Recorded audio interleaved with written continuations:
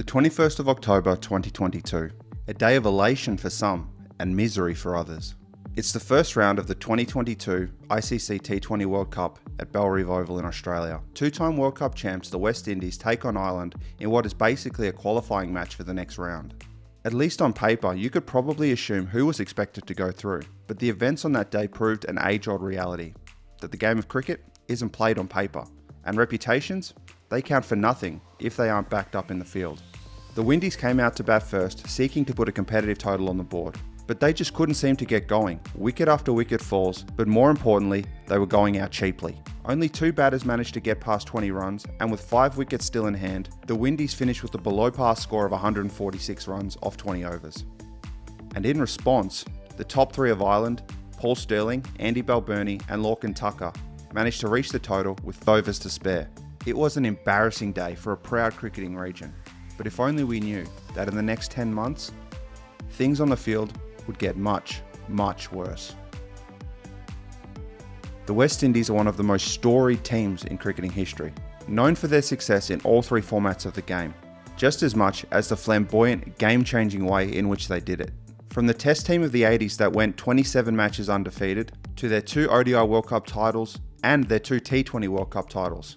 For so long, they had set the standard for cricketing success, not only in winning, but how they entertained and brought new people to the sport, regardless of where they came from.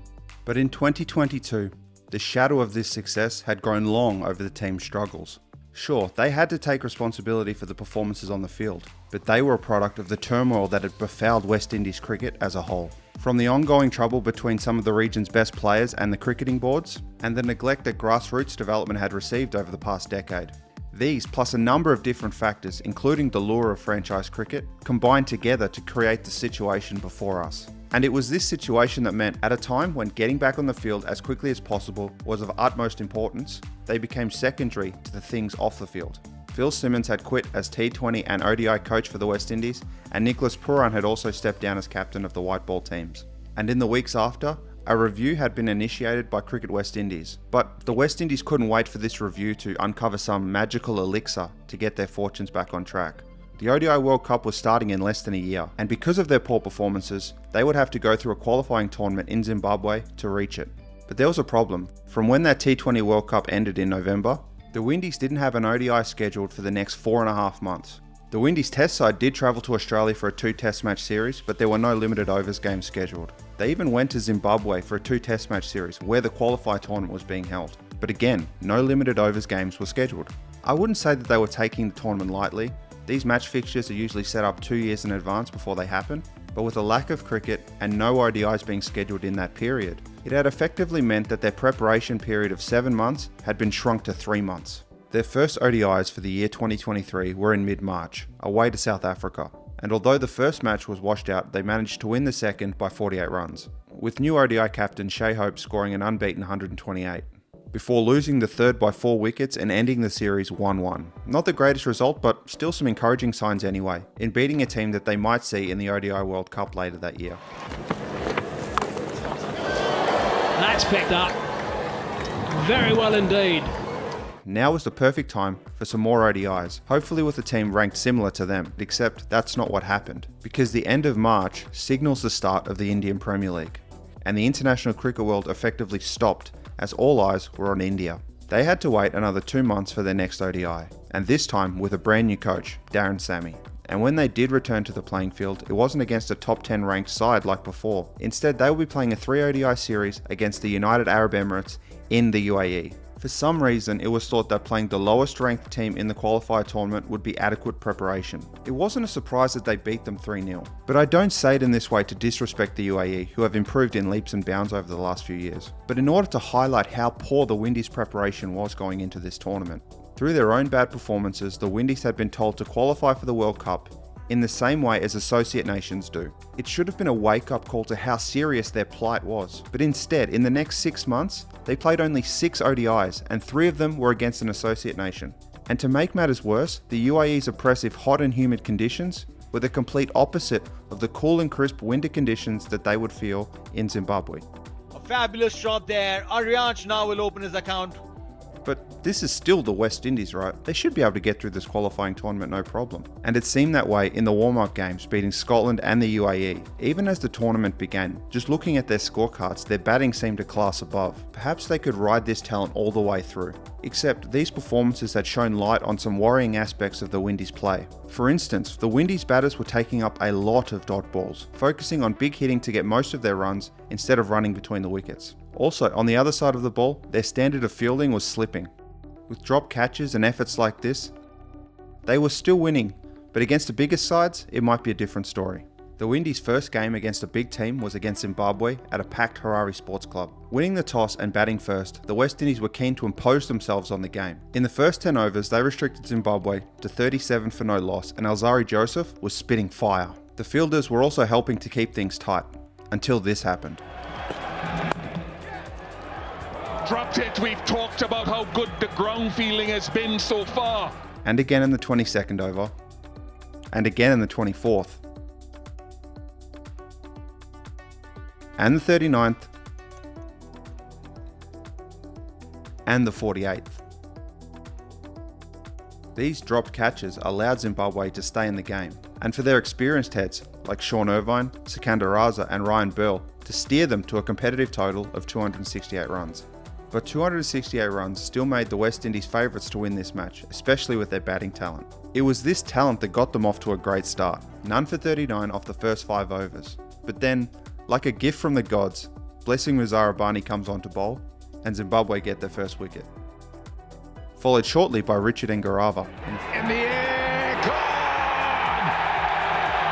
Richard Ngarava! These wickets almost seemed to set off a trigger in the West Indies batters' minds. They started swinging harder. 4, 4, 4. By the 20th over, they were 2 for 109. 160 runs needed off 30 overs. It seemed to be working. Even when Kyle Mayers got out in the deep for 56, the West Indies boys wouldn't be swayed, and a pattern had emerged. Time after time, a small partnership would be formed, only for a wicket to be taken. Zimbabwe, cheered by a massive crowd, were whittling down the Windies batters one by one. And as less and less batters remained in the sheds, the pressure on the Windies began to increase.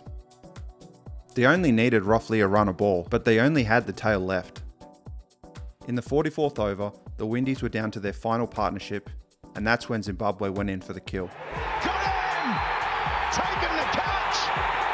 That man Raza! It's Shatara with the wicket! Historic here for Zimbabwe!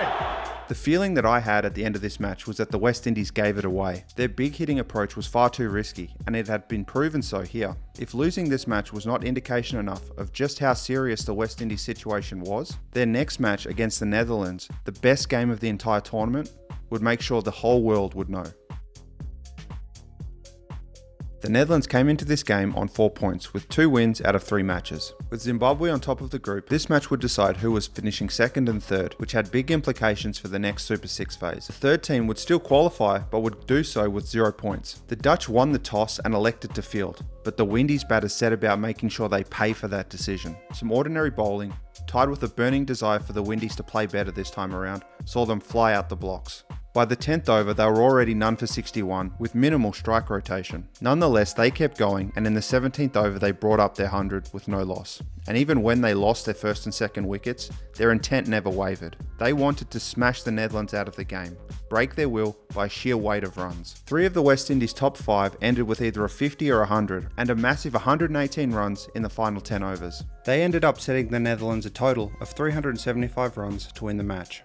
If they did end up chasing it down, it would be the largest run chase from a Netherlands team in history. This is usually the part where the smaller team gets overwhelmed by the amount of runs that they have to make, they get out cheaply, and the bigger team wins. But the Netherlands on that day, there was something about them, an innate confidence that maybe this wasn't such a big total after all, and that this might be the day to really show the bigger teams that they needed to be respected. Needing to maintain a run rate of over 7.5 and over, the Dutch set about doing just that. But in contrast to the West Indies, who relied on their big hitting to keep their innings going, there was a serious effort to run between the wickets from the start. At the 10th over, they were none for 71, keeping within touching distance of the run rate until both of their openers fell. Then the third wicket in the 21st over, and the fourth in the 29th. At 4 for 170, the Netherlands were faltering and had fallen behind the run rate. And when the Windies are just about to start pulling away, in steps T20 World Cup and captain Scott Edwards. Faced with keeping up with a run rate of over 10 and over, these two scrape and claw for every single and double they can get, helped with 4s and 6s when possible. Their confidence keeps growing, and what we start to see is the type of old school ODI run chase that a vintage Michael Bevan would be proud of. A bad delivery is punished to the boundary. A ball is hit into a gap, and before the fielder even gets to it, they're running back for a second. Soon they start hitting the ball directly to fielders and just start running, challenging every fielder on the park to do their job. And the West Indies are faltering. A bobble here, a misfield there, an overthrow there. This game was in the balance. Netherlands need 62 runs off 36 balls. And then a wicket falls. Scott Edwards chips a ball back to the bowler in the easiest of dismissals, followed by Zulfikar. That's dropped. And Meadow. The tide of the game had turned back into the Windies' favour once again. It was 7 for 327. Except, no one told Logan van Beek or Arjen Dutt that this game was over. With 48 runs needed off 24 balls, they pick up exactly where their teammates left off. Soon 30 runs is needed off 12 balls, and an amazing stat flashes up on the screen. The Netherlands had run 100 singles, 33 twos, and 4 threes. The Dutch was showing the Windies the blueprint of successful ODI cricket. The 48th over starts with another Windies bad ball, and then this happens. Logan!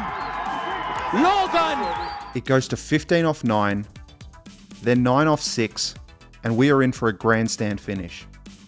With Alzari Joseph taking the final over, Logan van Beek hits a 4 off the first ball, and the small Zimbabwean crowd goes crazy.